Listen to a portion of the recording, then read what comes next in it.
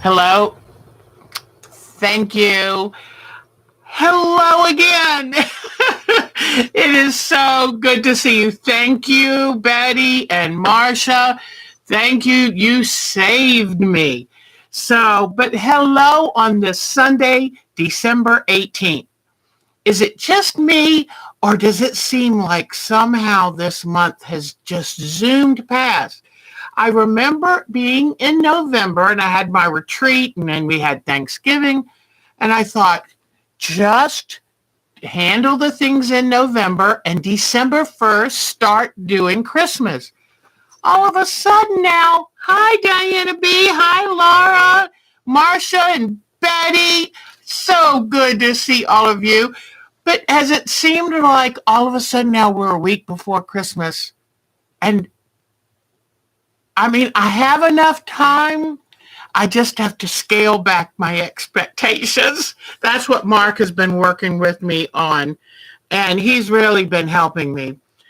But this is the last time I get to see y'all before Christmas, and in a way, it makes me sad. Somehow, I wish I could be on here just a few days before, but maybe it's not that good. SJ is with us. How wonderful. Carol's here. SJ is from England. And oh, I've got some really cute pictures to show you from her. So, oh, there's Crafty Pat. Hello. And Nancy Lynn is with us. This is wonderful. Thank you so much. This close to Christmas, I didn't know who would be here. Sonia is here. Hi, sweetheart. And I sent Sonia an email and I haven't gotten a response back. So I'm worried that maybe I don't have her correct email address. So Sonia, if you feel like, sweetheart, because I had a question, but if you feel like sending me our time to quilt at twc.com, I hope I put the right, let me see. If I wore my glasses, it's 8 p.m. in England. Wait till you see Sonia's pictures. I mean, SJ's pictures. She um she took us to a couple little shops that are decorated for the holidays, and she went to dinner with her husband in a Tudor pub. When I say Tudor, we're talking 1500s, people, 16th century. So how amazing. You know, we think something built in 1900 is old. That's a newbie for the people in England, let me tell you. So anyway, Crafty Pat. Aw, thank you. Crafty. Ah, it's Pat Fry. Yay, Pat. And I got the pictures of the wooden bridge. And so that's going to be exciting to draw up. Soon as I can get past Christmas and hold me to it. So it is so good. Jody is here. Cheryl is here. Oh my goodness, this is a real Christmas party. Now, I don't know if you can tell, but I have lights up too, plugged in lights. I told Mark I was getting ready to come downstairs and I said, can you help me plug in some lights and put on he, like, you didn't think to tell me earlier? Well, you know, I only thought about it 5 minutes ago, and it's just, what are you going to do? It's part of life with them. But I was up till 4:30 trying to get things done. And it's mostly for the show because it's our last time together before Christmas, but also because this week I've got to clean that messy house and I've got to bake and I've got to cook because we're going Christmas Day. We're going over to my daughter's, and I'm going to say this very slyly, carefully. There is a new person in her life, and it's going very well, and I'll leave it at that. So anyway, we're real tickled for her. So it looks like everything's going good. My other daughter and her husband went out for a date and went driving by Christmas lights, and it just really, really cute. I haven't downloaded the stuff over from her phone, but I'll see if I can when we do our show and tell. So I have lots and lots. The first thing I want to do is show you Miss Bonnie's card. Bonnie sent me a card, and I want you to see Miss Bonnie made me this wonderful log cabin cross stitch. And look at the work and the sweet touches. Hey, Miss Mary. So I wanted to show y'all. I will treasure this. So thank you, Miss Bonnie. I had it in my basket. If you could see my basket right now, it is so messy.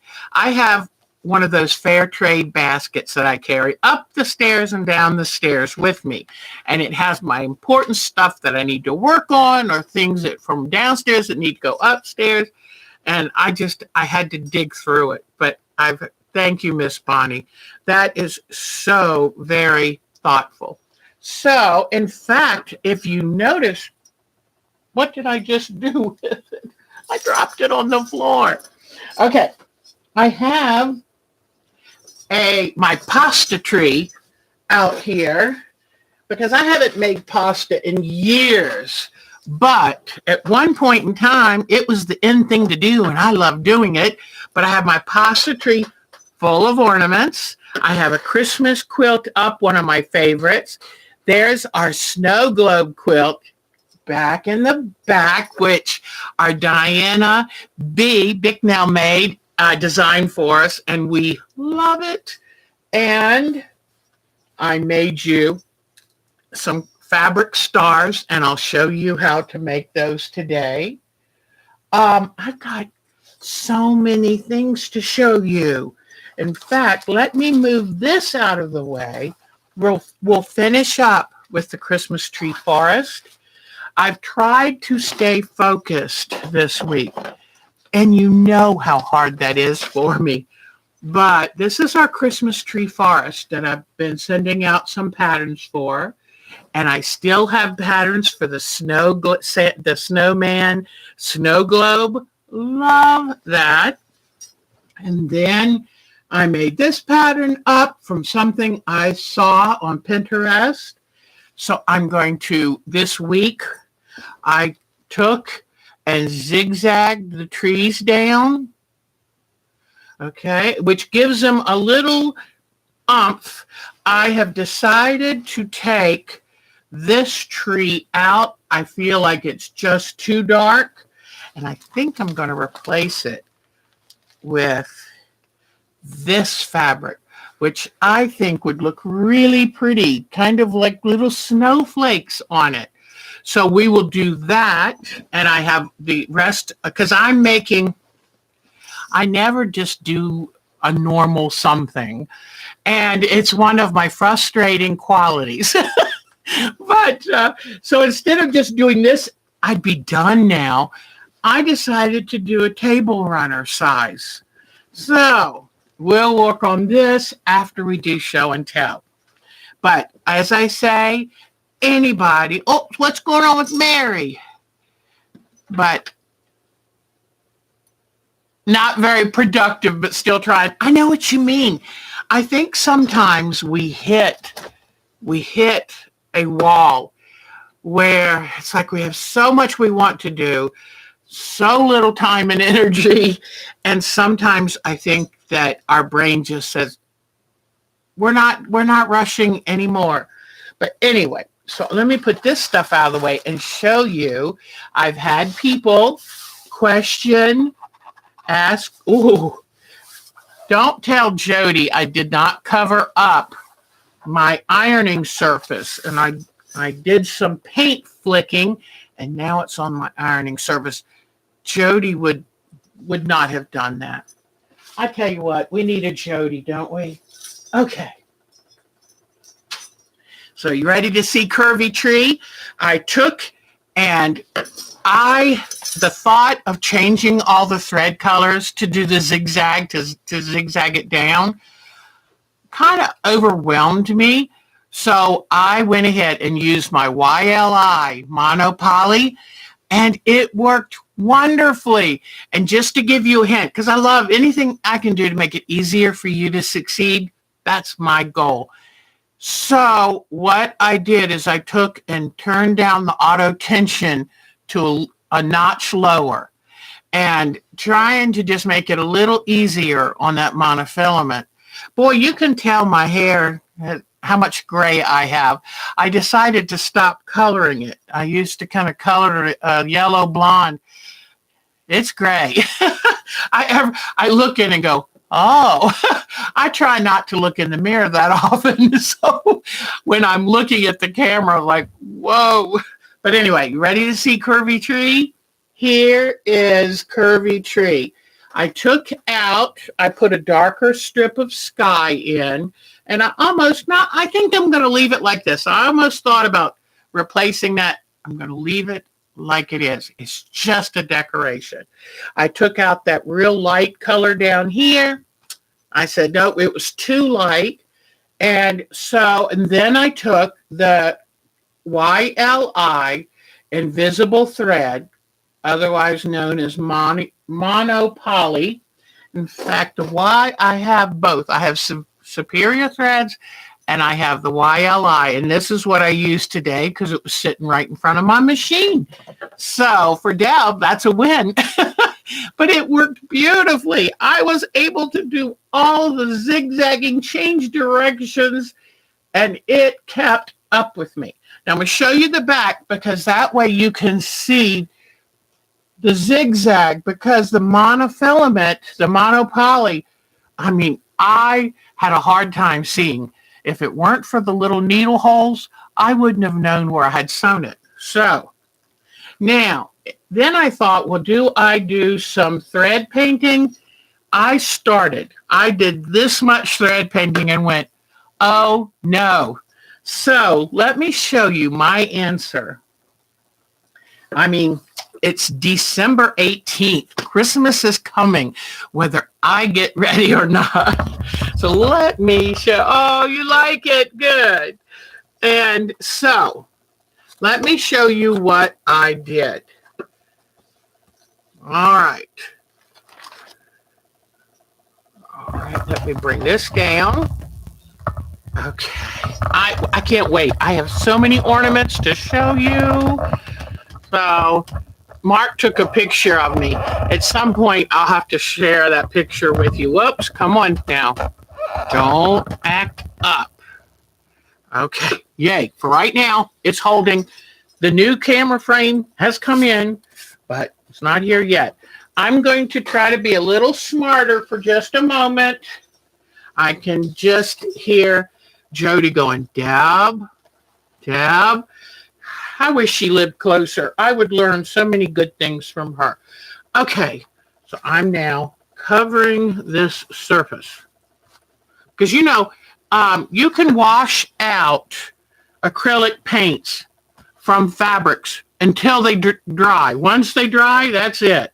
All right, so what I did then is took a very tiny paintbrush and I used this to make little tiny stars. Like this. Now, if you have a silver metallic, that would be really pretty. But I just did just a little tiny star, and I've got a few around. Just little tiny stars. Then I just took, and I thinned, it's white acrylic paint, thinned with just a touch of water.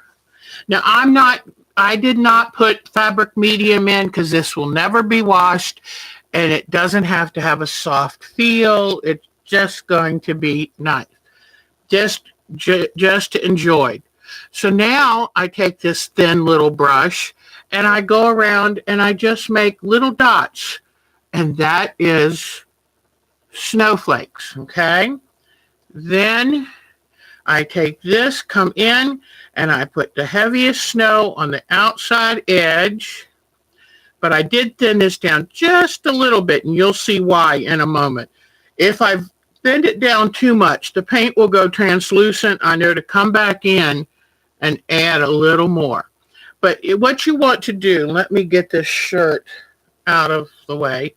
what you want to do is you want to put the heaviest snow on the outside of the branches. Kind of stack that snow up, okay? Because like anything else, it tends to slide down to the end of the branches.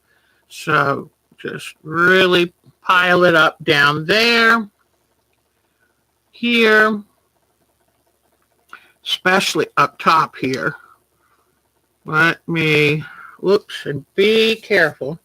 All right, so now that you do this all the way down, I'm going to take and carefully just fold this over like this so I can work down here. Now, let me get a little touch more paint because it's thinned down a little too much in some areas. Putting a little bit more paint in the cup. Come on, paint. It's really good to keep your paint stored upside down so when you get ready. But this is how easy it can be. Now with our new multimedia type art, this is wonderful. You know, you don't have to spend all day doing thread painting. You can just come in here and, I mean, how easy is this? And I actually like the paint. It gives a sweet look. You know, you can just do these little swoops, but I love what this does.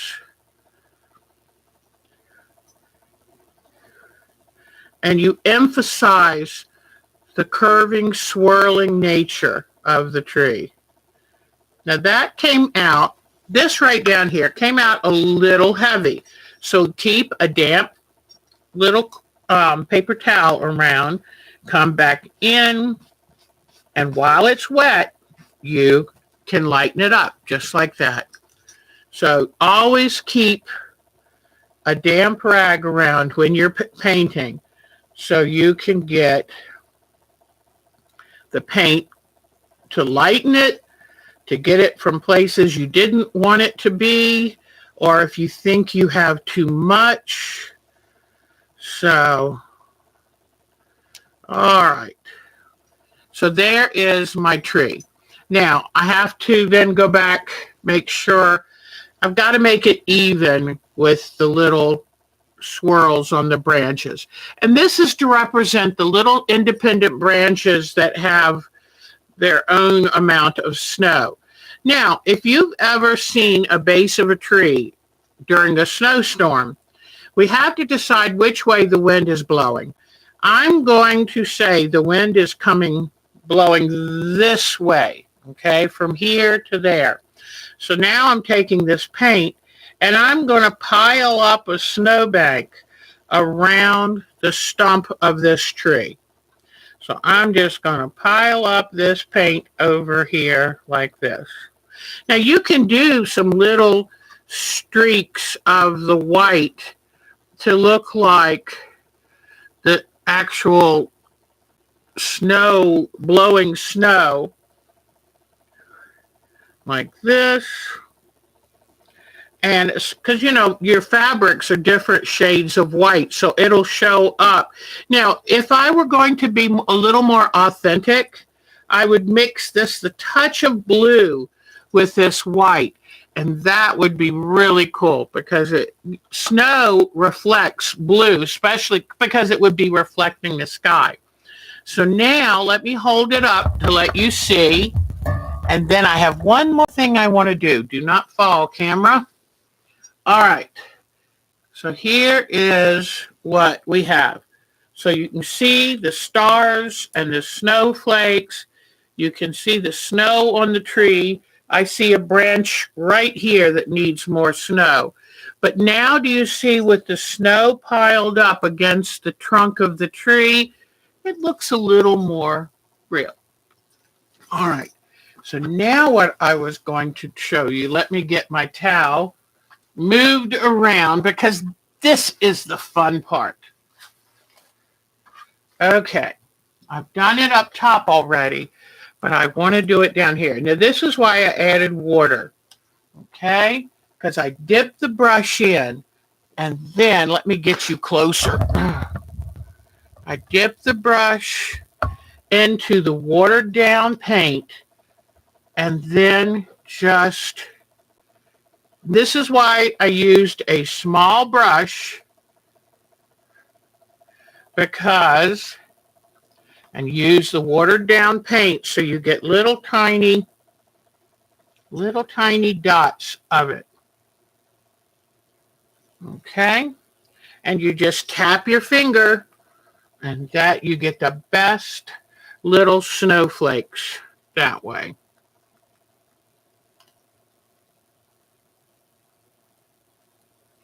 I'm going to come back in here with some of the thicker paint, and here is where it needed more snow. Okay. All right. And some of the watered out paint might be too translucent. I can always come back and bump it up. All right. Now, another thing you can do, I'm going to put this over on top of itself. One thing you can do is you could use a white paint pen if you had one, or just kind of, if you wanted to do, it's kind of a cartoon look, but I love it. And you would just come in here like you are the wind, bringing in a little bit of snow. Whoops, let me make sure you can see me.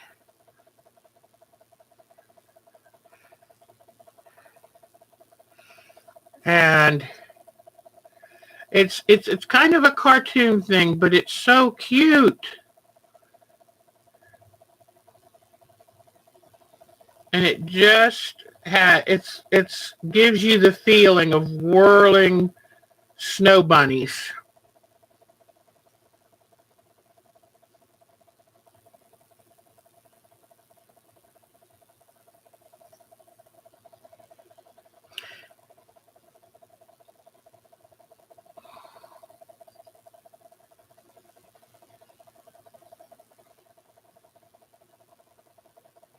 All right, so that's good for now. I'll hold it up one last time to show you.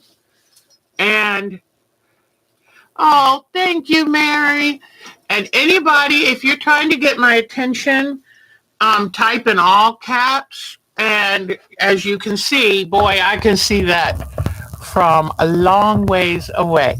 So here is the finished work, at least for now, the finished work of today.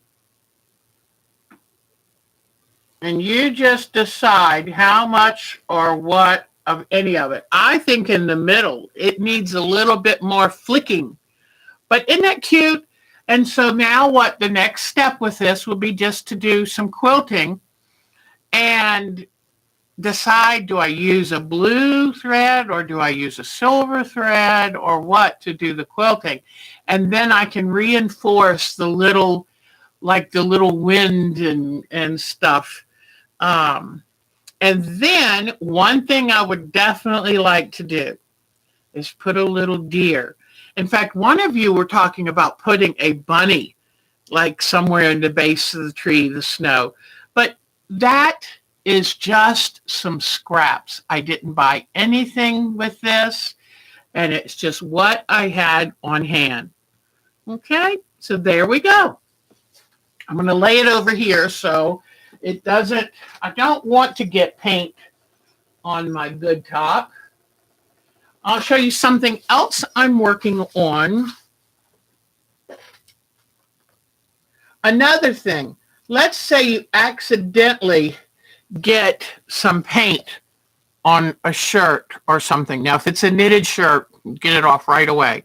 But a lot of times with acrylic paint, if you just let it dry like it is, then you can take your fingernail and kind of try to carefully lift the dry paint. But if it's got, your shirt has any kind of weave or t-shirt quality to it, it will sink in the fibers and you can't scrape that off. You would have to wash it with soap and cool water right away. Really wash it because it will leave a haze residue. So, in fact, I had these little ornaments sitting back here and see the little paint splotches on them. Oops. Okay. So, besides doing all of this, I bought some fabric last year to make Mark and I some stockings because I had been using a stocking I made in my former life. And we don't really put something in stockings. I know you're supposed to, but I wanted to make Mark and I some matching stockings. So here is what I worked on Friday. And what I did is I took some inexpensive satin and I quilted it. And in the center of each quilted diamond, I put a little fake pearl. And then I'm thinking of maybe I would like to find, I'll probably take some bells and paint them white with spray paint. I have some spray paint. Paint them white, put them on the toes. So here are, and what I did is I took my satin, cut 4, pieces.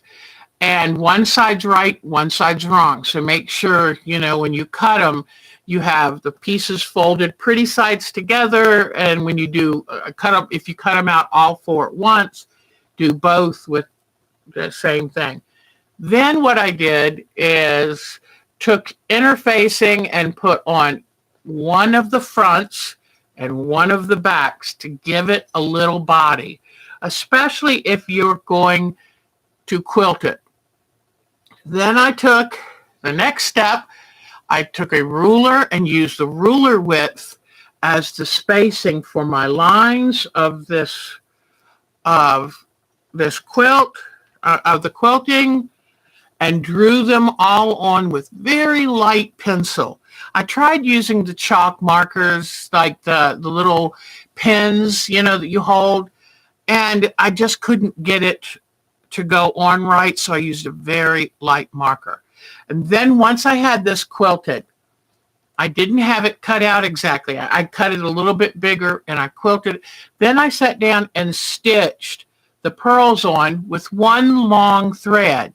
I would stitch a pearl and then run to the next place and stitch another one. I was in a hurry. The one problem about doing that, if you have a thread break, you could lose all of them. I just ran the thread under the quilting, came up at the next place, and put the pearl on. But I got all the pearls put on in about 4 or 5 hours, so I was in a hurry. Now, what I'm planning to do for the top of the stocking is I'm planning on using this beautiful cobalt blue, okay? And I'm going to make, before when I made a stocking similar to this, I did the little triangles at the top with little bells hanging on each one. Well, that was 25 years ago. I'm thinking now I want a more tailored cuff. So it's going to be this wide. So by the time it's sewn and whatever, it'll be like this wide. And it's going to come around the stocking. And one side's going to curve up. And I'm going to take this blue and I'm going to make my own bias binding to bind the edge of that blue very crisply. And then I'm hoping to find some antique pearl buttons to put where it comes like, kind of like a mandarin, not mandarin collar, but a kind of overlapped, kind of tailored look. So I've got this left to do. I'll get to it. I was hoping to have it done to show you today, but you know what? I'm only one person. So, okay. So I thought I would show you, though. I got a lot done, and I'm really, really tickled. So, but my colors upstairs are blue and white. I love blue is my favorite color, blue and white. And so that's why last year I bought the white satin and the blue satin. And okay, we've got some things to make. I don't know where I need to find and keep handy my little silicone table mat because that allows me to do all the work I want without making a mess. Now let me see. Oh, don't forget if you want to send in shirting fabrics to Miss Jody, I forgot I meant to come down here and pick out some what are called shirtings. But if you type shirting fabric in, especially do Civil War era shirting fabrics, then you'll see exactly what it is.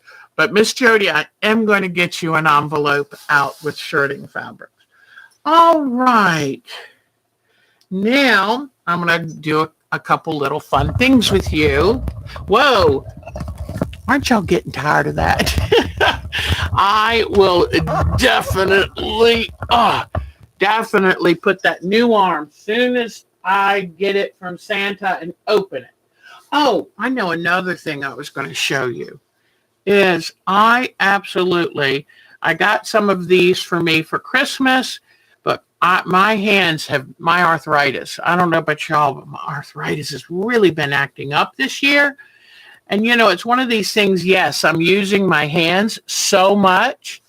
Hello, Alberta. Oh, that is so nice of you. Thank you. I'm so lucky that 2 days after Christmas, I get some visitors from Maryland. My son and his wife and the 2 boys are coming up, and I can't wait. But anyway, these are compression gloves. And I have such terrible arthritis in my hands, and they have just been aching. And this one gets stuck when it's bent over. So every night I sleep with a little brace on it. But these, if you have arthritis in your hands, I highly recommend these.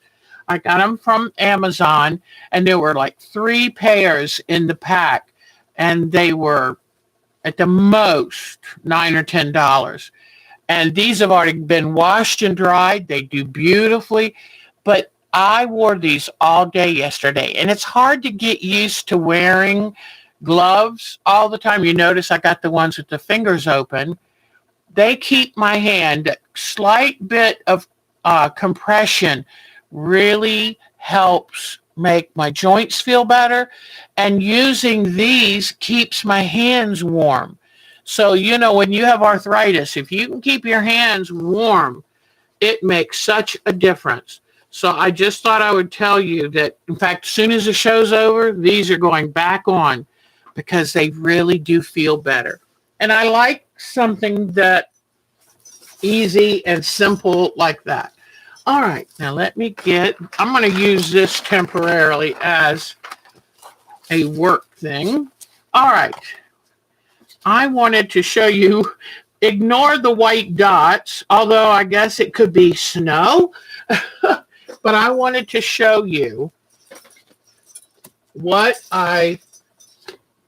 of the things I've been working on this year. Do you see this? Isn't that sweet? Let me tell you. Oh, you have them too, Carol. They are wonderful. Gosh, it's nice to see. Edwin East is here. It's so nice to see Alberta. Oh, I am so happy to see everybody. Okay, so what I did this year is I went around online and started looking for some designs. And then what I did is, here's the right side. What I did then is I printed them out on tissue paper. This is just simple tissue paper that I got in packages in the mail.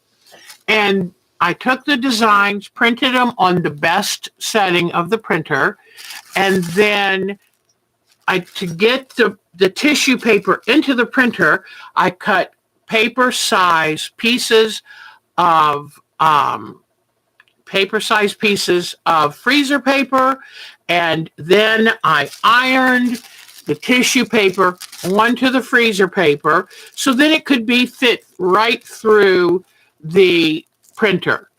And now some colors do better than others. This one was on a music background. It has faded. And I have found red and blue are the colors that tend to run the most. But for today, I will use one of these house scenes.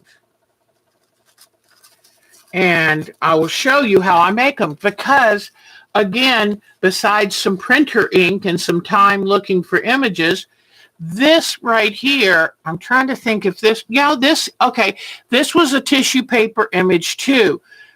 What I did, when I did these, I had problems with the colors running because what I did is I would glue them on the back of the plastic. This is called a disc. I would glue them on the back of this. Then when the glue was dry, I would take white paint and paint over them. That makes everything pop because, of course, tissue paper, what do I do with that tissue paper? The tissue paper is so thin, it's kind of see-through.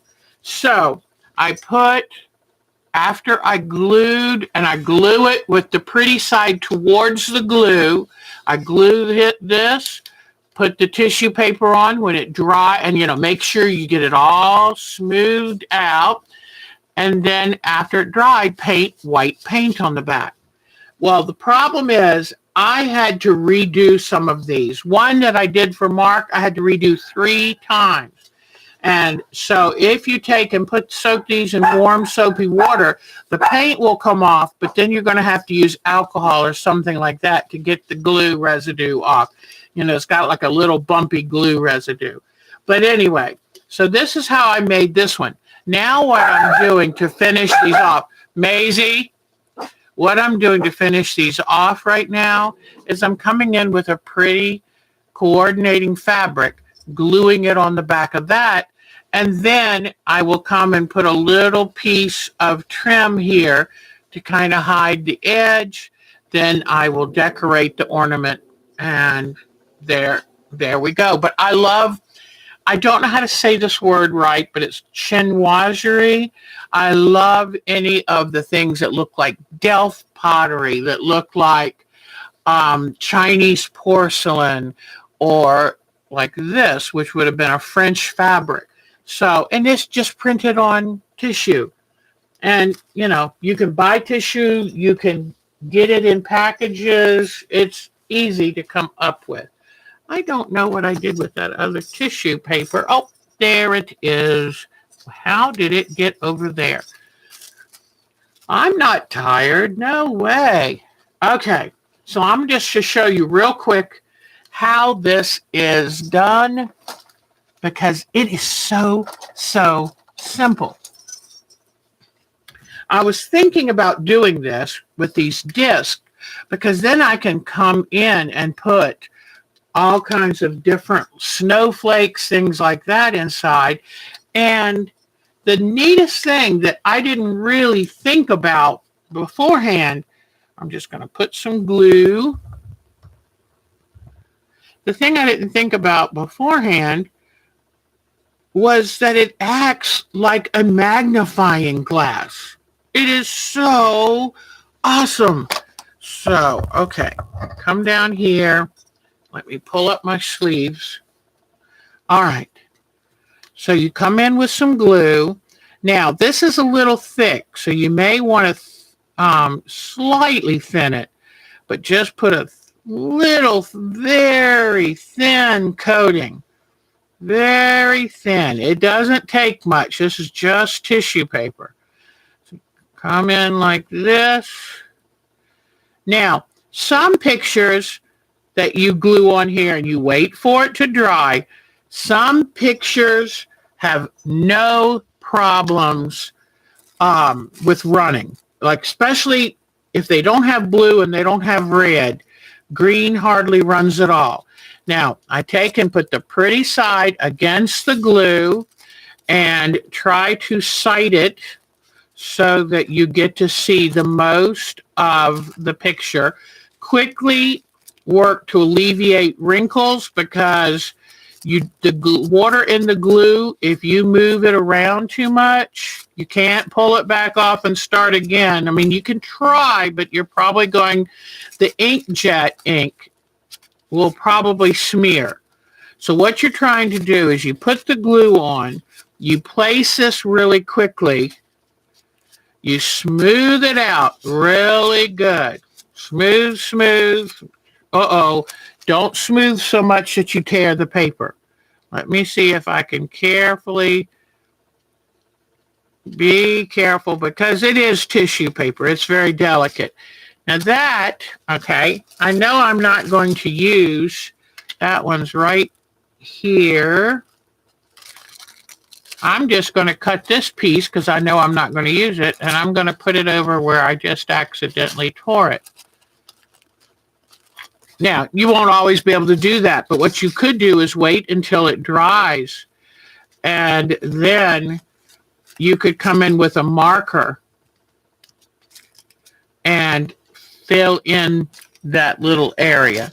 But, okay, so now let me get my little snips, and you just kind of decide where the glue is, what different little of the printed designs that you want to stay on here. You come and you tear those off. You kind of do cut mark here to get the excess off up here. So basically you just come along and trim this up. And just whatever sharp. You could say, well, I could use a razor knife. Just be careful. You might want to let the glue dry if you want to use a razor knife, because I get impatient, so I use these snips. But where I've tried to use a razor knife, when the glue is wet, it'll just bunch up. It'll bunch up the little thin tissue paper. All right. This will dry pretty quickly, and as it dries more and more, you'll get to see the image. All right. Now, since these are colors, blue and red, that will probably run, what I will do is put whatever kind of acrylic sealer or glaze you have, carefully and not with a lot of strokes. With the fewest strokes possible, put a sealer over this. Then you can come in and paint the white paint on the back once the sealer is dry. But with a lot of blue and red, just know that inkjet ink will run. So I had to make 2 of these. Here is Mark and I. I wish I could block the reflection. But do you see how it just enlarges? Isn't it neat? It kind of, Mark said, it makes it look almost 3-dimensional. Then here is my son drumming. And I wish I could get rid of that glare. But here is my son drumming. And it allows you to make very, personal. And I have all of these for all of my family. My grandsons love Thomas the Train, so I made some Thomas the Train ornaments. I had to make these twice because the blue and the red ran the first time. So just be careful. Some colors, this blue didn't run, believe it or not. I don't understand, but when I get done, you can see all of these have blue fabric because they had a lot of blue in them. And I'll take and just put a nice little, just a little ribbon trim, something like that. But I'll match the color better. I'll put a little piece of trim on. Then I can put a bow on it and a hanger. And then the last thing I do is take a damp cloth and wash off the front so that it's very crystal clear. Oh, well, thank you, SJ. I actually thought of this because I thought of decoupage. In fact, you can use Mod Podge to put the picture on. And anything that will dry crystal clear. You don't want anything to dry milky.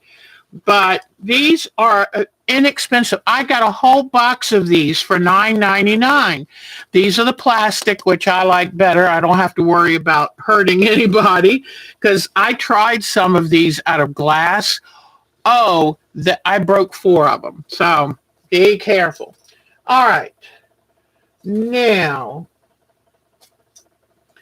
that was the one thing to show you. Now, let me move some of this and do the next project I have to show you. Today is all about ornaments, ornaments, ornaments. Now we're going to do the folded fabric star. Now, I'm going to tell you, honestly, I won't ever do this again. It's just, for whatever reason, it just was not satisfying. And if I don't enjoy doing it, then I don't want to do it again. So you're taught to make these 4 inches by 16 inches. Well, I thought I was smart by putting interfacing on the inside to make them nice and stiff. You can starch the fabric, but I was afraid of storing these upstairs in the attic with the starch draw insects. So they were so stiff. The first star I made, let me see, which one was the first one I made? This one. This is so thick it could choke a horse. I mean, that's ridiculously thick. So what I did before I made any others is I went in and cut out the excess fabric. So I had just enough like this to pull here. Now, I'll show you another thing in just a moment. Let me get these. It's like, how do you keep these closed nicely? I'll show you a fast and easy method I came up for that. So for these, I'm going to take, and this is where, if you're going to make these, buy the cheapest fabric, because the stiffer the fabric is, the better it works. Whew, let me let this cool off just a second. Yesterday, I reached my arm around the iron. Now, I know better than to do that. That really hurt. And sorry, my nails are a mess. And I honestly, I did take a shower, but I've got paint under my nails, everything. They're a mess. And I've been so busy, I've been breaking them. Like, I hate that. I finally have the time to take care of nails, and now they don't do right. So I'm going to fold over just over 1/4 of an inch this time. I want these strips to be about 1 inch wide, okay? So fold that over. Let me fold this one over about 1/4 of an inch, like this. And what I did is I had all of these strips prepared, and then I made them while watching television. My favorite thing to do is to have something to keep my hands busy, but be sitting in my comfortable chair watching TV with Mark.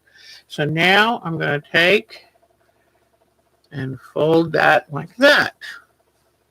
All right, so now I need 2 of the red strips and then 2 of these. So let me get this strip ready, and off we'll go.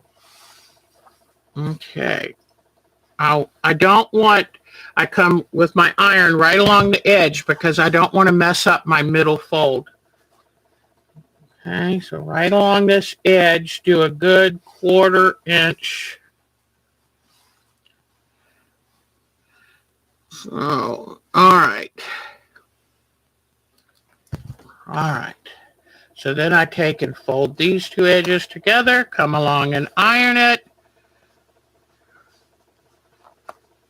You know, I bought some of those finger cots COTS is what they call them, cots, because I was going to try to keep from burning my fingers. But do you know, the cots ended up getting so hot, I couldn't get them off my fingers fast enough. I still got burnt. All right, now I'm going to come in here with this because I'll show you how to close up those edges. Now, if you just start your fabric and you don't put interfacing, then you won't need to worry about this.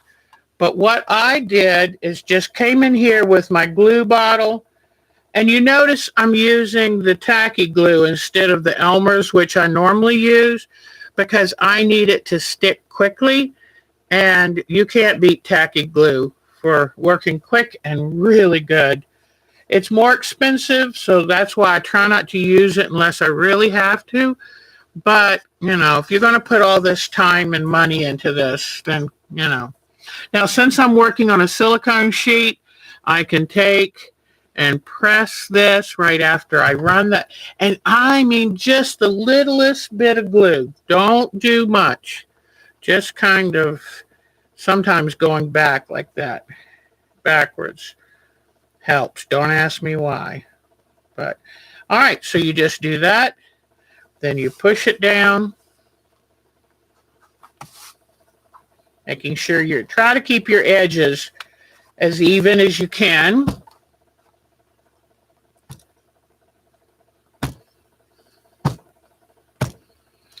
I think this is a Teflon ironing mat, not a silicone. Sorry. Anyway, I try to use the correct terminology. Sometimes I get going or I'm tired and I listen to the replay and go, what in the world was I saying? Okay, I should have touched this a little bit more. Okay, there we go. All right, so just put the edges together, making sure those edges are relatively even. It just makes a neater star.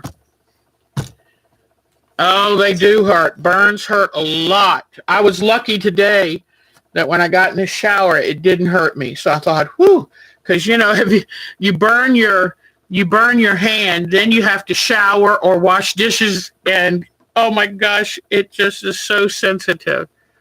All right. So now just this last one, put just a little, and like I say, if you use the starch, then you won't have to do the glue part. But I wanted to make these, and these are a Scandinavian paper folding method that, of course, as quilters, we want to use fabric. And so, all right, just give this a quick little iron. Now, don't worry if you can't remember what I'm doing. There are some wonderful, I learned this watching the Last Homely House, Kate Jackson, do it, but there are so many really good people out there doing this. Okay, now this one young man, I think his name was Mike, and he did a really cool thing. Instead of just taking and ironing these in half, he offset it by 1 inch. I did it both ways, the ironing in half and the offset. And in fact, I can move away this mat now. I like the offset, and I'll show you why. But, you know, there's so many different ways to do all of this. Offset this by about 1 inch. And it doesn't have to, don't get your ruler. It's all close enough. I don't like things that become too prissy. I don't have time for prissiness. So, and I found that you don't have to do 16 or 18 inches. I think 14 was the shortest I could really make work. But go ahead and cut them 16. That way you don't have to worry. And off you go. So now here are all 4 that are folded in the half minus 1 inch. Yes, you did. Thank you. That's Carol. Thank you. Oh, you sent pictures. You made stars. I know that Carol, was it your site that I went to? Because, wow. All right. So what you're going to do is I like to let these sit like this. And so I'll put these two here. All right, since this is open and uneven here, then I put this other one uneven here, then here, and then here. Let me see. Yeah. Okay. I actually made these 3-4 days ago. So let's see how good I remember. What you find, I'm not sure I did this right. Wait a minute. No, I think I did it wrong. Hold on. I think this is right. Okay. All right. I had this one done wrong. What you're going to do now is you're going to open this and hold on. Do I put this? Hold on. Put this here and close this back. Then I can't believe I'm forgetting this already. It could be because I went to bed at 4 a.m. I'm not sure. Okay, Carol, put the open into the close. That's right. That's what, okay. The open into the close, then this open into the close. Am I doing it right, Carol? All the open ends go into the closed ends. Okay. I can't believe I've forgotten this. I just did it the other night. All right, so this goes into this. And these, okay, now I've got it. Okay, so just remember, like, thank God Carol's here. Carol, you are a doll baby. I just love that, Carol. And so she's right. Put all open ends through a closed or folded end. Because what you're going to do is you're going to tighten these up, and it forms a little folded, almost like a basket kind of looking thing. So these are locked in together, and give them good little tugs to make sure they're locked in as close as you can get them. Okay? Close as you can get them without bunching them up. Look at both sides, see how they look. Oh, this one could slide up a little bit more. So now you have this beautiful square. So what I'm going to do is take and give that side a really good press. Isn't it wonderful? I'm the teacher, and I'm being taught by another amazing teacher. So, gosh, I love everybody. Y'all are so good. So now I do the folding. And I'm kind of doing this backwards, but let's see if I get it right. The long ends you fold, okay? Now let me show you that one more time, okay? Notice that I turned it over, so the longer ends are on top, okay? Oh, thank you, Carol. It was an accident. I had ordered this and a different one, and they were sold out. Joann's was sold out. And hold on one second, people. Somebody beeped my phone, and I want to make sure. Oh, okay. It was Walmart saying some of your items were delivered. Okay. So now I've got my longer edges on top. So for whatever reason, I'm starting with this one. You fold it over this way. Think of this as you are enclosing these edges. So now with this hanging out, you take the long edge here, and you've now enclosed this one. Get it? Because I would start to fold them the wrong way and have to go, nope, nope, nope, try it again. Now this one comes over and now pins this one down. Maybe that's a good way to say it. Pinning it down. Okay? Then this one comes over, because you've got this one. This one comes over and pins this one down. Now, but what pins this one down? Well, that's where you come in here and you tuck it under the one below it. There you go. Where you first folded this up now gives you the space to tuck in there. There you go. Now do you see why it helps to have the one inch shorter? Because it gives you that space to come and do this tucking. All right. So now there are different ways to do the next part, but I'm going to do the way the Homely House did because her brain works more like mine. So now what I'm going to do is take a little bit of this fast drying glue and I'm going to put a dot and a dot on both on the same side.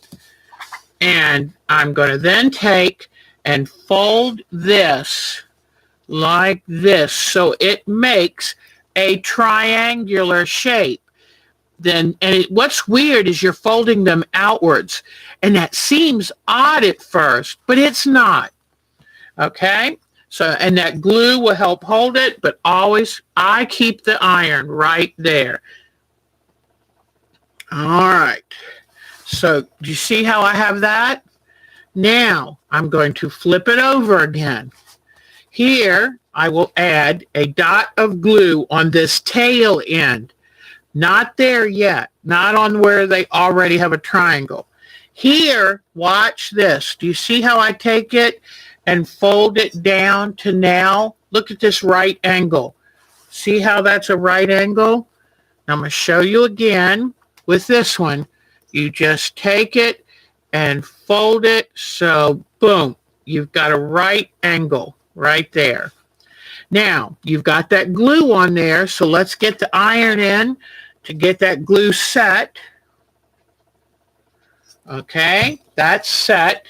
Now, this one's fine, but I don't have them go down more than half. This one's too long, so I'm going to cut it halfway. Whoops, let me show you. I'm going to cut it halfway because we're going to be tucking it in. So this one needs to be cut right here, halfway into that square. So here we go. I love these projects because I did buy the blue, red fabric, but I already had the other. Now here I'm just going to put a little glue there. Now this is what makes it into a star. You take and fold it. This part's a little tricky because it's pretty thick by this point. You fold that over and then you tuck it in. Okay. You tuck it in. Whoops. Okay, and let me do something else. Hold on one second. I was wondering why I brought my clips down, but now I realize why. Okay. Here are my clips. Now I know why I brought these down. Because I want this star to be as neat and tidy as I can make it. So I push these edges together to let that glue hold, and then I put a clip there. Okay? So now I'm going to do it again with this one. Let me see if I can bring this. Whoops. Let me see if I can get you more overhead. Okay, so I'm going to take this, fold it to the inside like that. Then I'm going to put a clip to hold that glue until it dries. And you can always press it right now. Then I'm going to take, and this one, you have to tuck it in way back here. It's wherever you can tuck it. And keep the fabric pulled so everything is neat and tidy. Okay? Now, I've done this side. I'm going to turn it this way. I'm going to get my glue. The good thing is by the time I do all of this, it helps you to understand. But don't worry, there are plenty of good videos out there. And these are called folded fabric stars. Okay, and you see how you fold them out like little wings. That's the thing you have to remember. It feels strange to fold them that way, but that's what you have to do. Okay, then flip that over, then come in with your glue and put another dot here and another dot there. Then take it and fold this down like this at an angle. See these angles? Makes it look like half of a square on point. So do that. Then you fold this one like this. See how I just kind of did it at an angle? Now I bring the iron in. And you can let that iron sit on there, push down, and let it sit pretty good. And now I come in and I put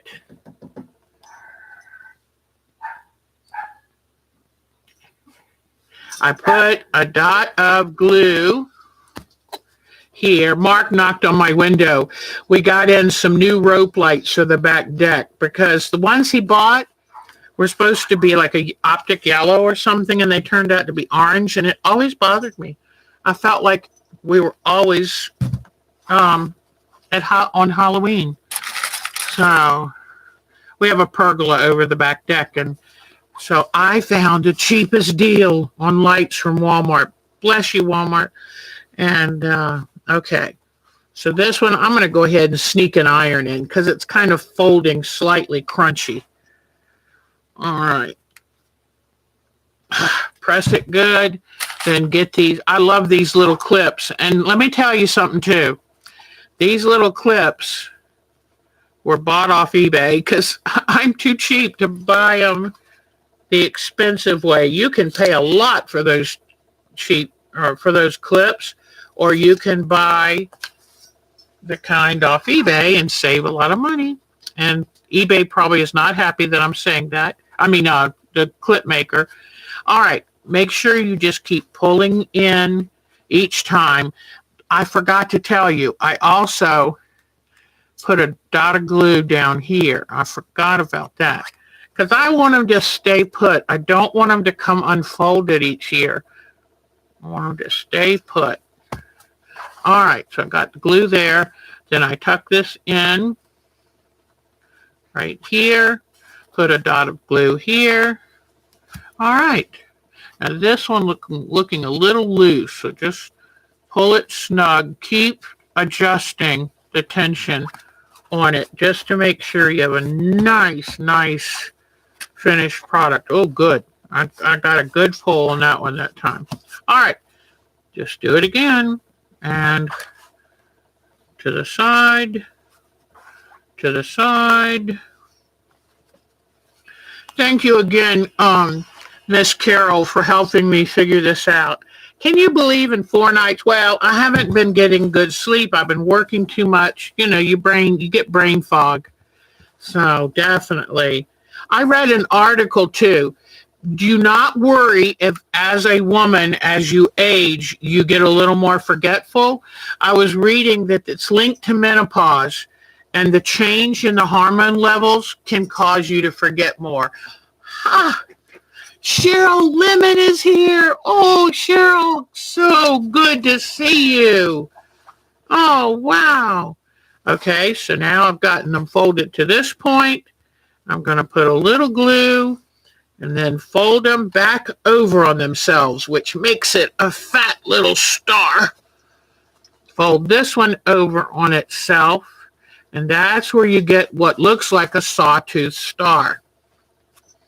Now, I was watching Kate Jackson from The Last Homely House because she made who knows how many of these. I made 7 the other night and said, that's it. I'm done with this.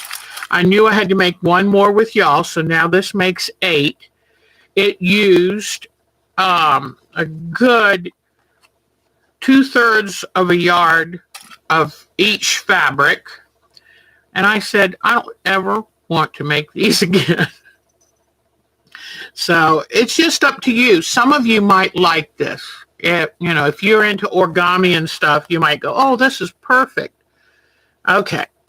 So this is the last one. I came and made sure everything's pulled. Then fold this over this way. And this really is a form of origami. the Scandinavians figured this out.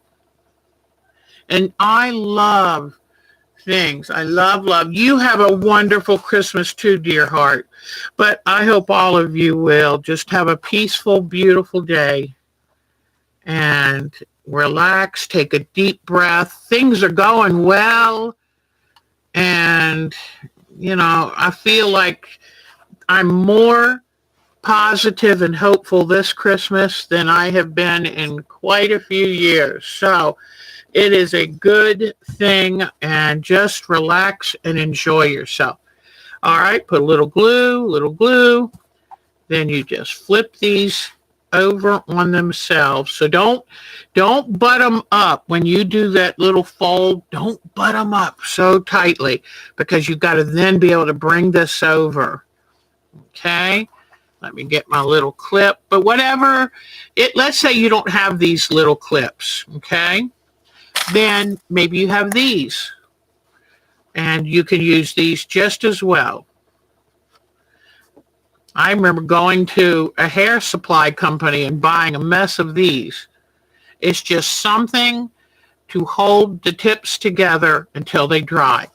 Then again, you have to cut this tail off, because look how long. You only want it halfway down this star. So I come and cut that off.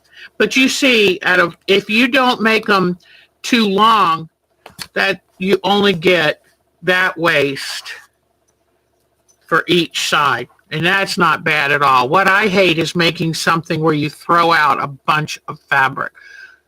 I don't like to do that. Okay, so now make sure it's good. Come back in, tuck a little glue in this last one. All right.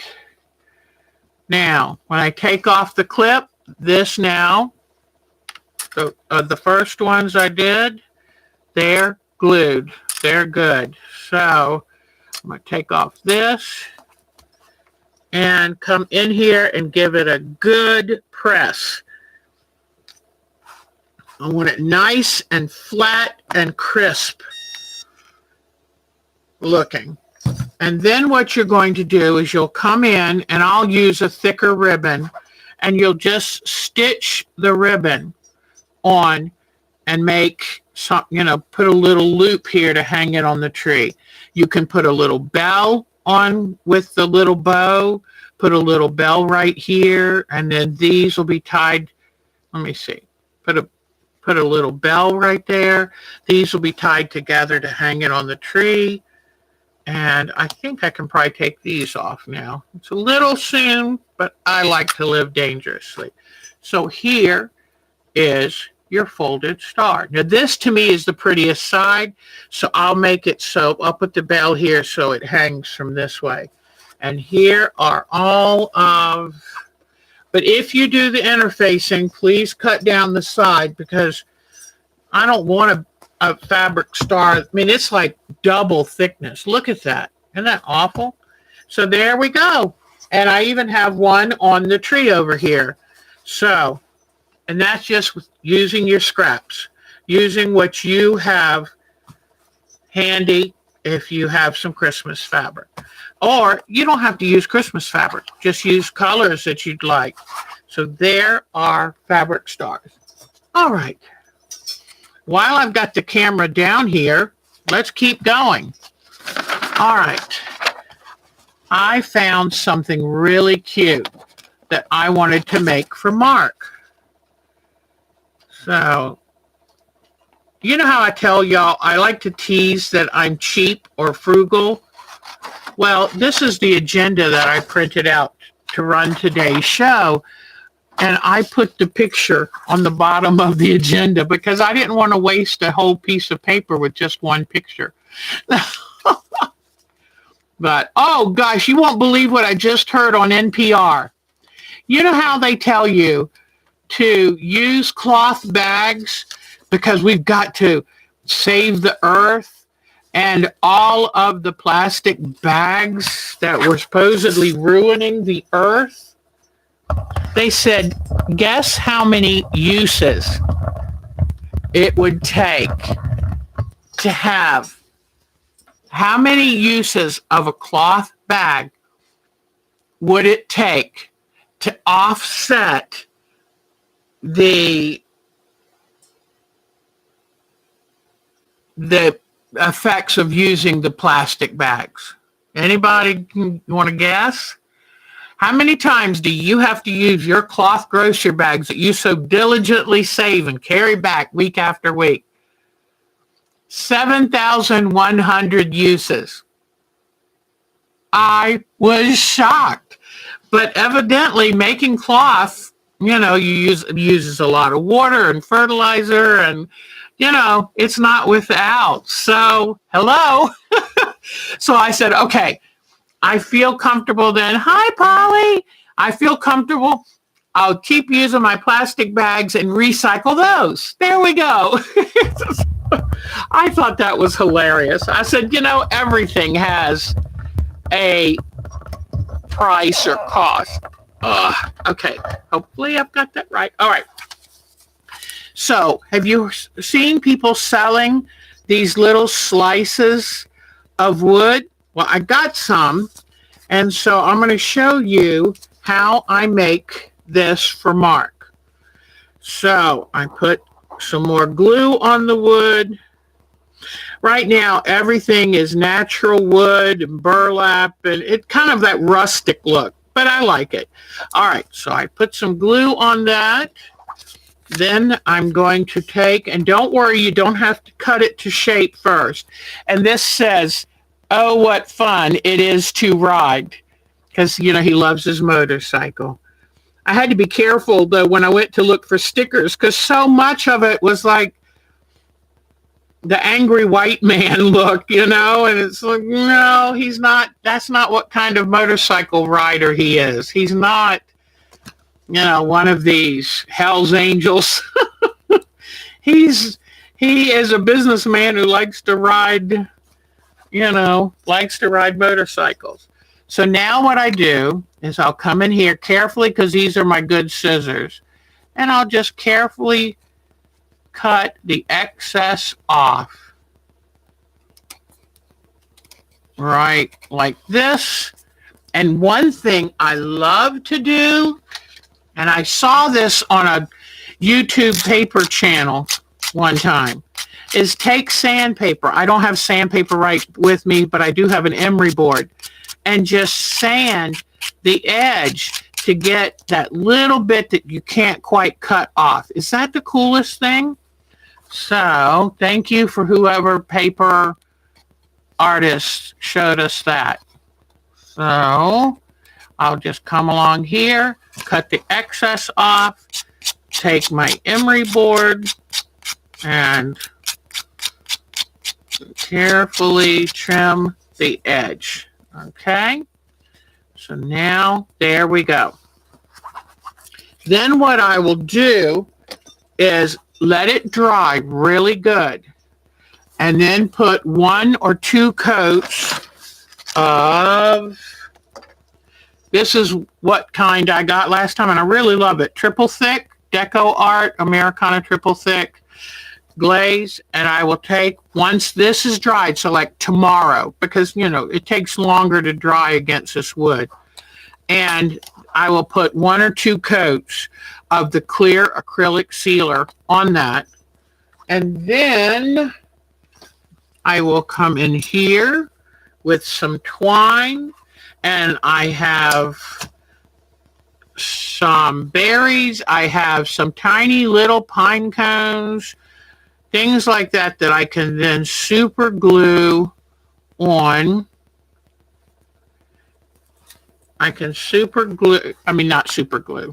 hot glue decorations on this to have a nice little, I call these I love you projects, where you're just doing something to show your love for someone else. So when you put the finish on, and keep checking it, because you don't want the paper to bubble up. So, you put it on, and you try don't do all this rubbing that I'm doing, because you don't want to damage the ink.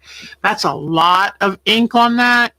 And in fact, when it comes time to brush on the acrylic sealer right here, make sure you have plenty of sealer on the brush. You do one stroke across. Don't do this stuff. One stroke across. If you notice that your brush is picking up any ink off of this, wipe it off with a paper towel, then dip it in and do one stroke across, because you don't want to melt that ink and it'll turn it all muddy. Okay, so now we've done that one. All right, we're doing pretty good. Oh, let me see if this still works. I got this last year from Michael's or Target. I forget what. Oh, the batteries are a little bit weak. It's barely, see, they're just barely working. But I love this little thing. All right, I'm going to turn off that almost dead battery. All righty. I'm going to show you, what time is it now? It's time to do show and tell, but don't go away after show and tell, because guess what? Do you see this tree right here? I have more kinds of ornaments to show you. So don't go away after show and tell, but let's do show and tell. Oops. Sorry if that's noisy. It's probably making a lot of noise. All right. I told you I had a lot to do with you today. Boy, I tell you. Oh, now let me show you this again. This is, now see how fast that glue dried? And look how clear. It's a little cottage in the woods, a little gingerbread cottage in the woods. That is so cute. All right. Now, I can't wait to show your wonderful things. All right. All right. Now, I'm going to bring up, let me see.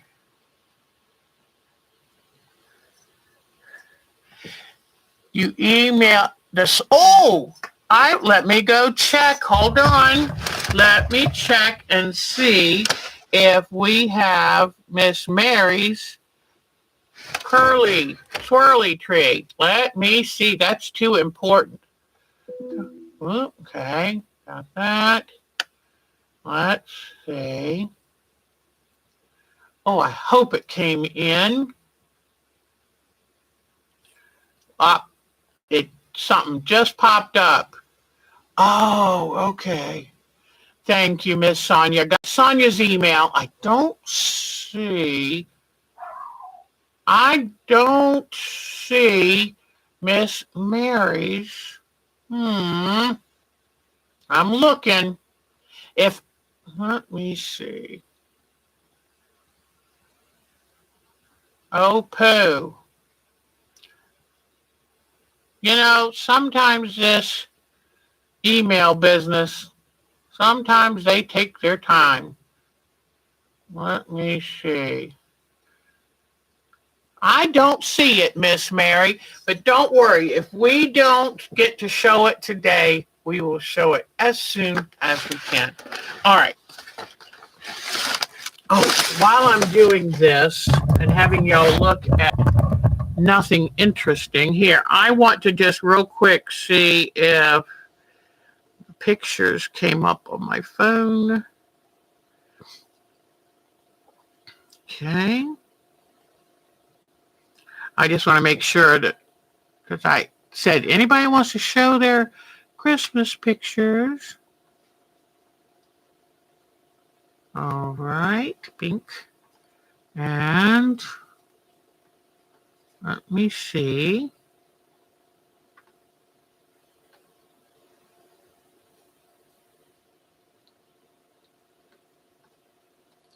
All done. I promise we're about ready to go. Okay. Let me see.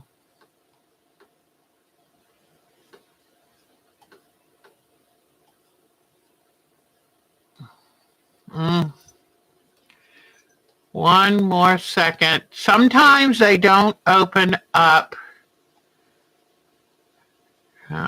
View it on the phone. Oh, I had a cute little video, but I don't know if I can bring it up on my phone. Okay. So now I thank you for letting me check that. Now let's come and see your photos.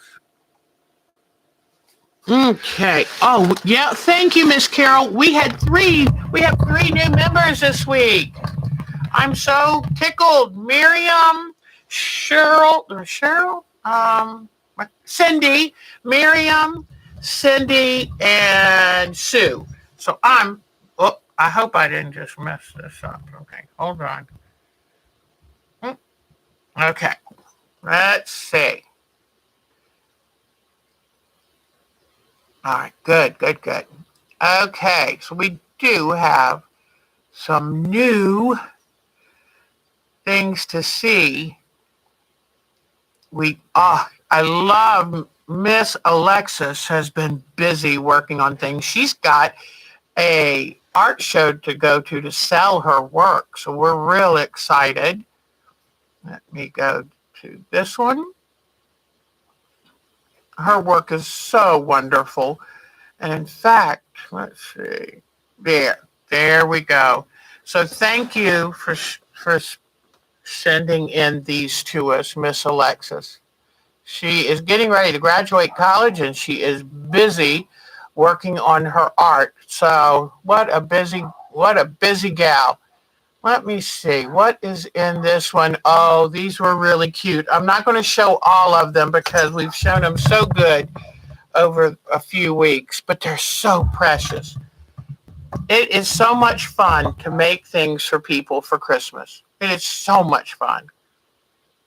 Way to go, Miss Patty. Way to go. All right. Now, let's go to... Oh, we've got Brenda, a lovely lady who has joined our group, and she sent some work in. And I love watching the things you're working on. This says reflections, and it's really nice. All right. And then look at this. She loves doing collage applique. So, whoops, come back up. This is her studio floor. And look at all of this that she puts down. It's like a painted artwork and then all of this wonderful applique art. And she even sent a picture of herself, and she's so cute. So I'm really happy that Brenda has joined our group too. Very happy. So thank you. And we always love seeing what you put in a name with a face. And beautiful faces. All right. That's right, Miss Carol's folded star.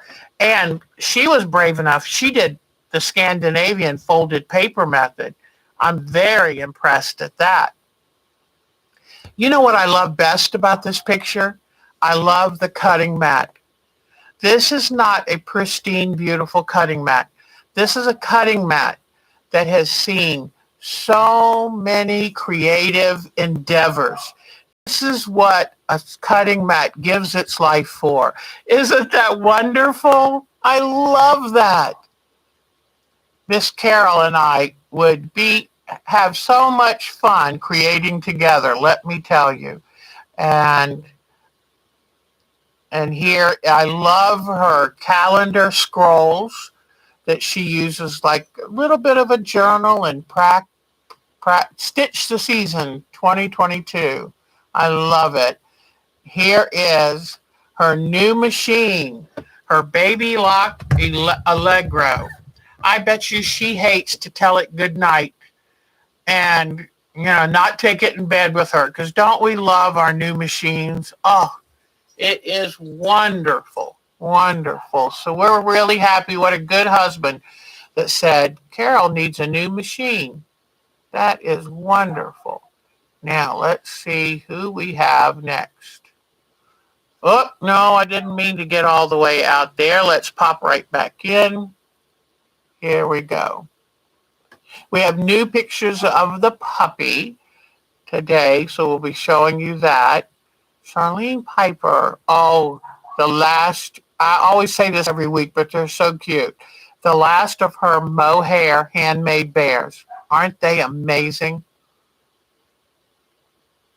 Oh, I did it again. I apologize. That'll make your eyes feel crazy. All right, come back into this. All right. So Danielle, now I'm really sad about Danielle. She said that she was able to wait a couple days after our live stream, and there was a service that would translate it into French for her. And so, for some reason lately, she can't get it. And I'm really sad because she doesn't speak English. I don't speak French. And so cross your fingers that whatever service was doing this for YouTube will start doing it again, because we love our Danielle and she's a good spirit. So let's hope that she can come back to us soon. So for me, let me see if I can find, hold on. Hold on. Let me see. I had a couple little things. Okay, maybe it was under latest. Let me see. Latest photos. Let me see if this will work. Was it my son sent this? Oh, I don't know if I can make it work, but let's see. Nope. All right. The Grinch is a GIF, and he was walking. It was so cool. Here is my Christmas tree. I finally got it up, guys.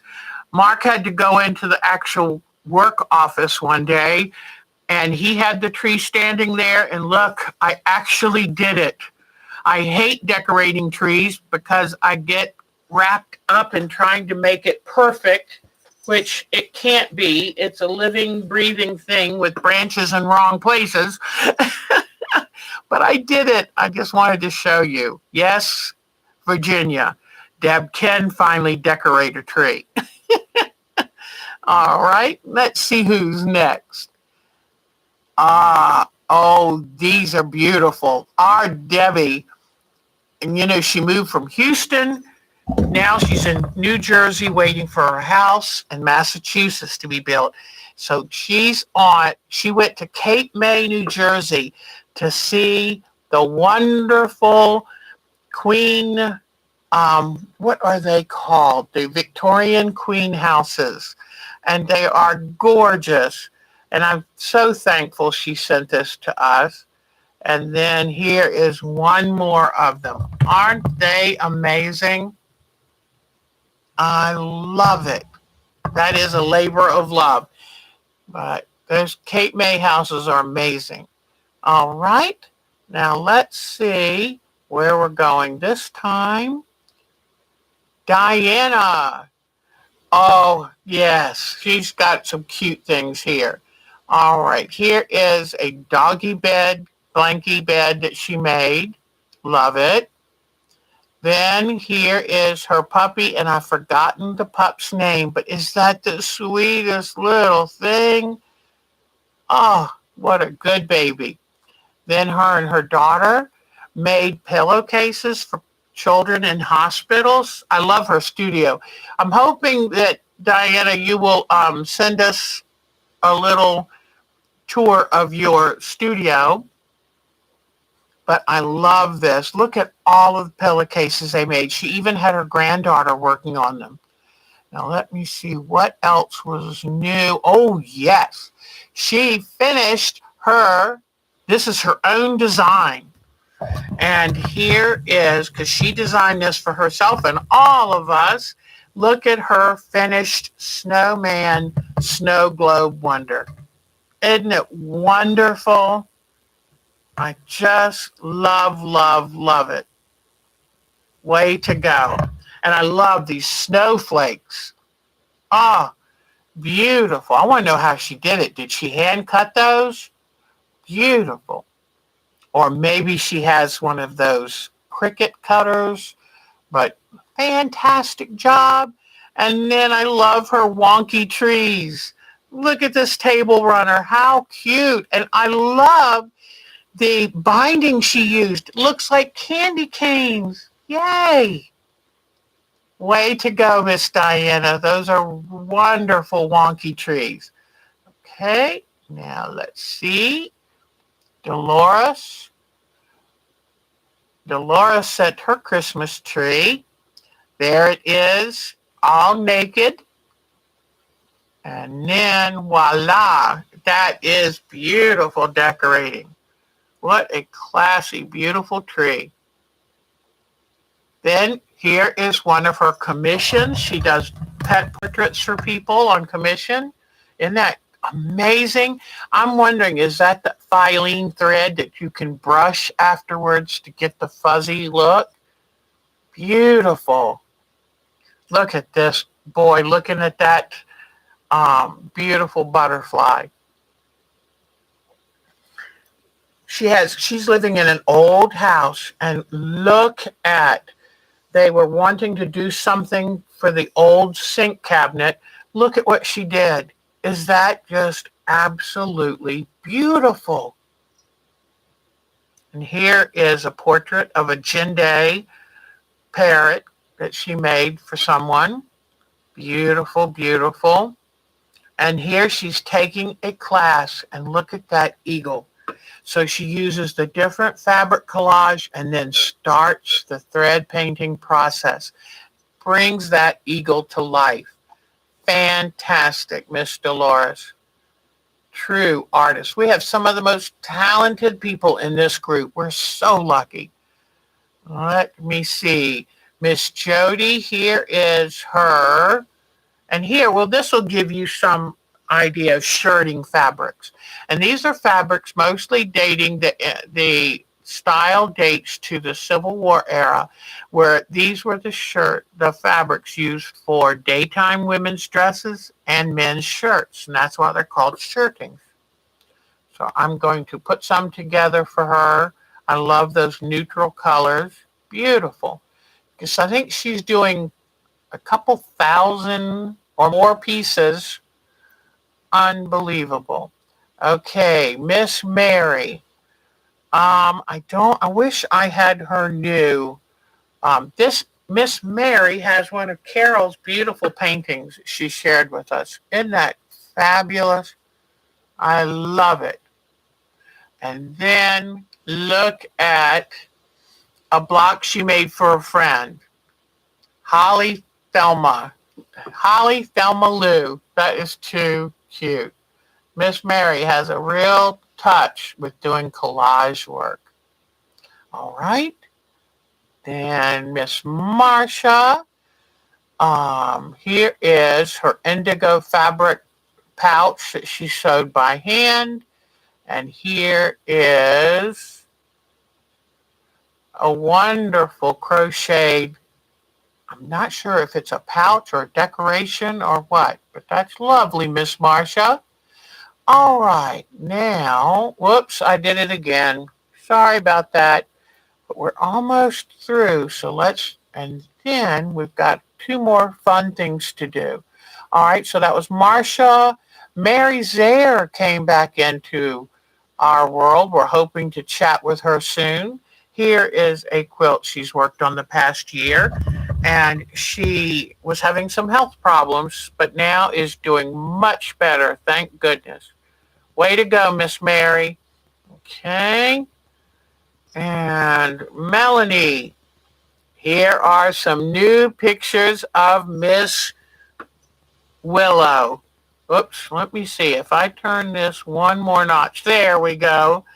Look at Miss Willow has her own breakfast mat and her raised bowls. How nice. Looks like it's on marble. Can you tell she is very loved? She said that she was all bathed and blow-dried and fluffy looking. Isn't she the cutest? So I wrote her back and said, you do know the puppy, we named the puppy in the snow globe quilt after Miss Willow. And there's Miss Willow. Isn't she just beautiful? Too pretty for words. All right, everyone. Now let me go to Miss Meltem from Turkey. I'm hoping to hear more from her, but look at this wonderful quilt. She said there's not a very big quilting movement in Turkey, but I have a feeling she's going to start one. Look at this, and then this is a wonderful, I wanted to say avant-garde, impromptu, um, and it's a little boy blowing bubbles to remind us of the beautiful, peaceful, easy times of our youth. Here is a quilt dedicated to reminding us to keep our waters clean because of all the wonderful creatures that live below. I love her signatures already coming out. So she has a very good future ahead of her in her fabric art world. Okay. Miriam, here is one of our new members. And here is her cutie pie little mouse. And look at this woman sitting on the couch knitting or crocheting. Isn't that the cutest? So, I love art. It comes in so many forms. What art is to me is a self-expression that brings out that inner voice in your soul and that makes other people smile or think or feel. So I love all the different art forms in this world. They're all amazing.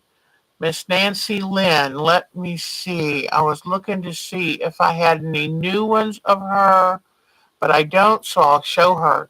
Wonderful first place ribbon. Isn't she something? I love that. All right. So we love our Nancy Lynn, Miss Euphoria. Don't forget, So Euphoria is a site on YouTube. So you can go check her out. Miss Nazarene has been so creative. I wanted to have time to show you how to make this one, but we'll just have to do it after Christmas. There are no rules in Christmas. So, that is so cute. And I just love her vision. We're also going to, at some point, do one of those 3-piece artworks, wall art. But she's so talented. Look at this ornament. Amazing. Look at all that beading. Very talented woman. Folded star. Beautiful. And the polar bear. Is that the cutest? And look at how the pom-poms are the little earmuffs. Isn't that just beautiful? I love how she's put jewelry on here. And what I love about art, there are so many different ways to express your artistic nature.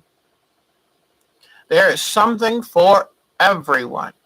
Miss Polly, now I think, yes, Miss Polly has been doing a Sharon Knightley applique quilt. Look, she's got the borders. They're not put on yet, but look at this. Isn't that amazing?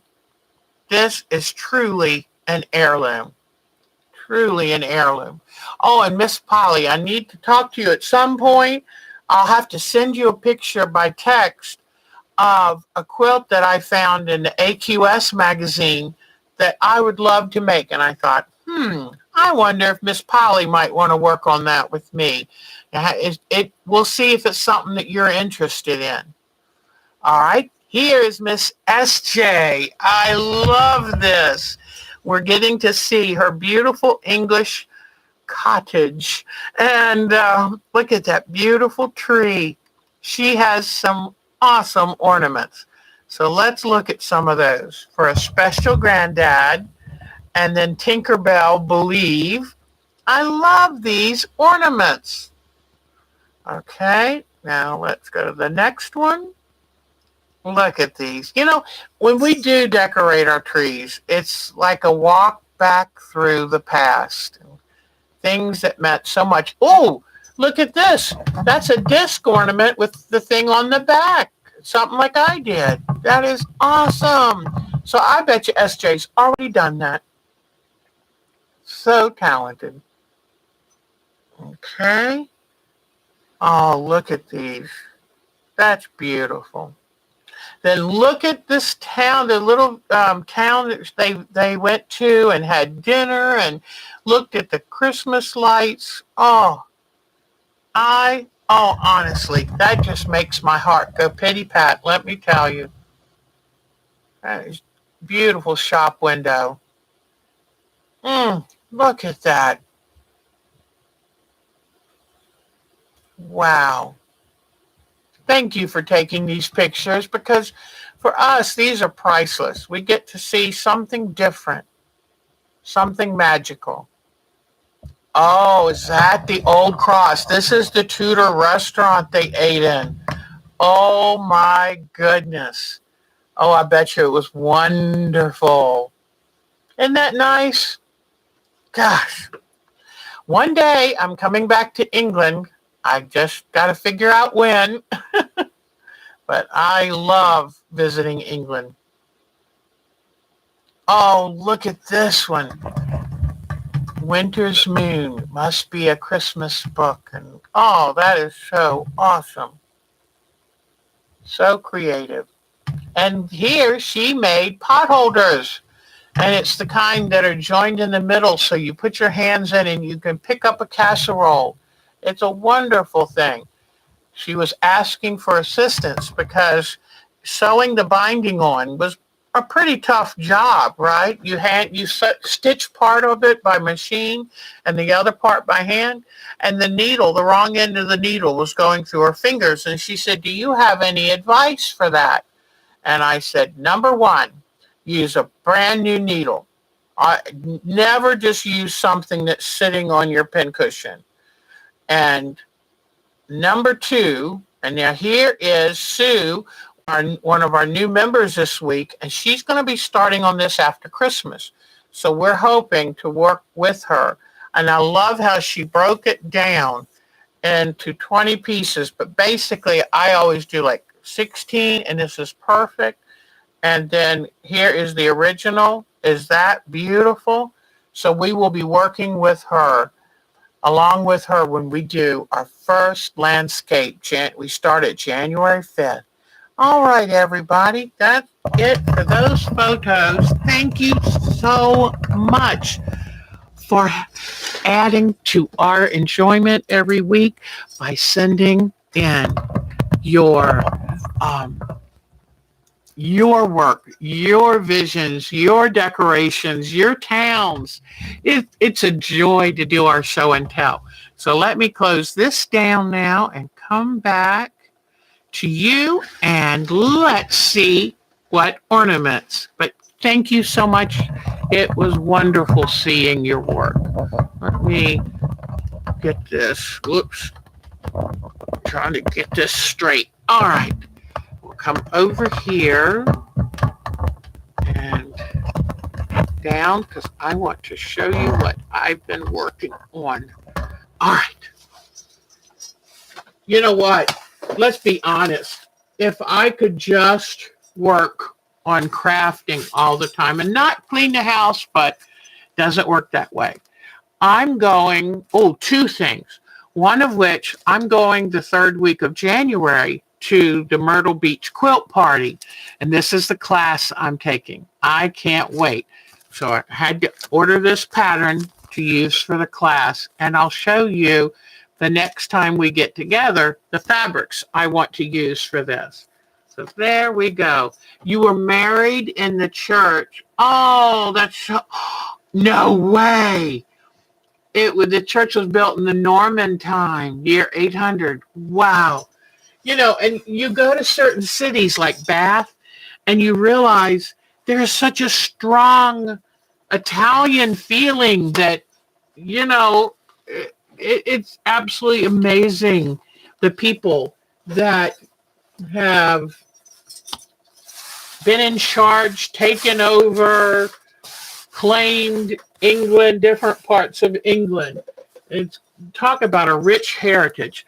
These are in process. These are my grandsons. And these pictures I printed were too big and I didn't want to waste them. So I put them on the little wooden log and I'll get those finished. Now I'm going to bring over this tree. Oh, Mark loves everything outer space. So I printed the picture of the Earth from space. And this is that famous photo called the blue marble. And then here's just a little thing. So I want to have ornaments that I can give as little gifts. So here we go. Let me pull back a little bit. This was Miss Bonnie's wonderful thing. Here's the one I was doing earlier on the disc. And the year 800 or so. Isn't that amazing? Oh, SJ, anytime you want to send pictures of the beautiful country you live in. But anyway, you see where it's got the finish on it. And I just decided to do something simple with this one. Just a little bell. And then I made these for my grandson. I got these from Michael's, I think, or Joann's. I forget. And so this is where I had to put a picture in there and did the year and his name and then just did a little bit of decorating. I didn't want to put a nose on that beautiful picture because it's got a little plastic frame on it. And then here is my other grandson, Donnie. I got those. These are just little, these can be little gifts, just little plastic flower, nothing fancy. All right, so let me put these back out of the way here. Oh, and on the back, always sign them. Make sure you sign and date because I'm hoping that one day when they're grown men, they'll look at this and they'll know that Nana loved them. So, okay. Here is just, a cute little one that if one of the kids wants it or a little gift, I found these cute little images of penguins and fell in love with them. And I have a feeling both my daughters will too. So there we go. So that's that kind. Here is a big wood slice with this printed, just printed it out on regular paper, glued it down, and then did the seal, S-E-A-L with the acrylic sealer. Okay, whoops, let me go back one more notch. Okay, here we go. All right, so then I have this one for my daughter, her and her two kids, and it says, "There's no place like home." I thought that was really cute. All right. I think I'm going to leave them on this stand too, because it's a great way to display them. Then little gingerbread houses. And I put these on the top because it looks like little candy. Then I made this. I've been busy working on, let me pull this other one off. I've been busy working on trying to make the paper mache balls work. This looks great here, but I ran out of that fabric on the back. Well, that's no good. I mean, I'll figure out what to do with that ornament, but I realized that if I wanted to make the 5-inch squares go far enough, I had to get a smaller ornament. So this is a ruined glass ornament from a technique I tried that didn't work. And yes, I have plenty of fails, and I always tell you about them because, okay, that fails, so you try something else. It's not too, luckily this is just fun stuff. This is not the important stuff. This is an ornament I made for my son and her two boys. Oh, thank you. That'd be wonderful. Ah, okay. Now, then on here, you remember from that we had the retreat and somebody brought buttons so we could make these little ornaments. I just wanted to show it to you while I had it there. Some of these are redundant, so I'm not going to show you everything. But here are my grandkids' ornaments. This is my granddaughter in her prom dress. This is my grandson who's in the marching band. This is my grandson who's the Marine. And this is my granddaughter who's the actress. So she's going to graduate from high school this year. So anyway, I wanted to make them something that they would always be able to remember. And then I will make sure I write on the back and date it so they know exactly when. Then my daughter loves the house she rents. It's been a very wonderful home. And I saw this picture and it reminded me of her happy home. So I made her that. When Mark was a child, when he was a teenager, he took his two much younger brothers, went into the woods, and they cut down a tree, a huge tree, and they dragged it home and they made it work. And it was one of the best Christmas memories he had. So I saw that and thought, oh, got to make that for my Mark. All right. Here is the hanging star that I sewed. I sewed the ribbon on. Let me put it up here now. Here, I wanted to make a tribute to cotton, which makes so much of our quilting possible. And so this is some of the cotton I brought back from that trip at Williamsburg.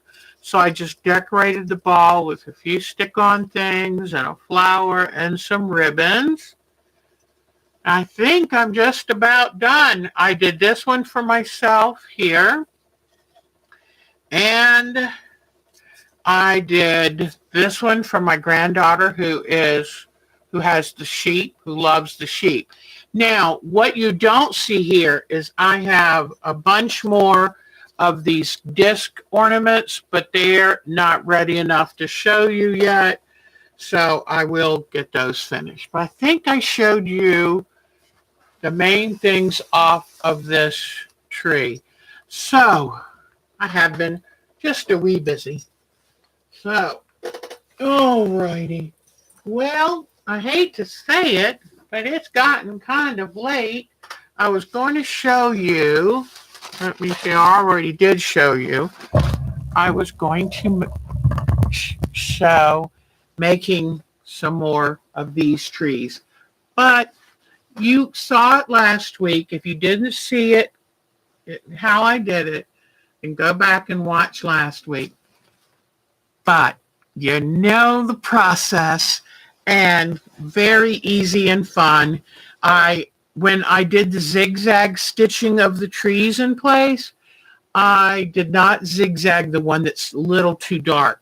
Mark said, well, I don't know, you might like it. But I noticed when I took photos of it, it just kind of disappeared. So I'm going to think about it.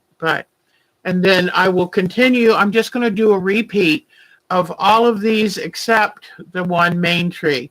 And then I'm going to take some nice gold thread or some gold DMC floss, and I'm going to make a nice big simple 6-pointed star for that. All right, so I showed you the ornaments, told you about the shirtings, showed you Mark and my new stockings. Nothing's finished. Curvy tree, Christmas forest, the Mancuso classes I was telling you about that are going to be the last week of January, and they've already got another one planned for, I don't know, May, I believe. I signed up. One of my Christmas presents, I asked Santa for a class, and he said, sure. And so I will be taking a wonderful class. I'll tell you more about that when we get back together after the holidays. But look it up. It's Mancuso and it's called Virtual Schoolhouse, and it's wonderful. It's the cheapest way to take a class because you don't have to pay for travel and hotel, and you can learn the class in your pajamas in your own home with your own supplies. The best way. Oh, I love it. All right, and then so I'm doing that. I'll come back from the Myrtle Beach quilt party, take my class, and then die happy. So, all right, now, so far as sewing after the holidays, I was talking about I would really like to do another mandala with y'all. I was looking at the schedule, and since my son's coming up on the 27th and leaves on the 29th, I'm just not sure I'm going to have the time. So my mark is off the 30th, that whole weekend, and I kind of hate to plan a big event because I'd rather just take some time and relax with him. But I told him, I don't know if I can go that long without talking with you. I love our time together. So I'm just going to say this. For right now, I have nothing planned. But stay tuned. If I put up a notice and if I do a mandala, I will have a pattern ready for you. But I'm getting some new paints for Christmas, Santa willing. And and so I thought, let's paint a mandala. So anyway, all right, everybody. Take good care. Yes, thank you, Diana. You really changed this Christmas for us by designing that amazing snow globe quilt back there. It is our favorite. So thank you very much. Everyone have a really good Christmas. And just check the site from time to time, and I'll tell you if we're going to sit and paint together. So whatever you have that you want to work on, we could sit and do a live chat even. So, but I'm not promising. We will see, and I'll make the decision after my two little toddler grandsons leave. If there's any energy left in this old girl at all, we'll see. Have a wonderful, wonderful, oh, thank you, Diana. You were so gracious. Have a wonderful Christmas, and tell the ones you love how much you love them, and take good care of yourself. Watch a really good movie. I'm thinking my grandsons need me to rent Lyle the Crocodile. So we'll see. But anyway, have a wonderful time. Drink some hot cider or hot cocoa or margarita and enjoy yourself. But just come back to me after the holidays because I'll miss you. Take care. Continue to send pictures. I'll show them during our show and tell. You are the best. You mean everything to me. Take good care of yourself. You can't take care of others unless you first take care of you. Bye-bye, all my dear people. You are the best. Thank you for spending this time with me. Bye, Edwinese. Bless all of you, too. Bye-bye, guys. You're the best. Whoops. I'm trying to get my mouse to work. Bye-bye.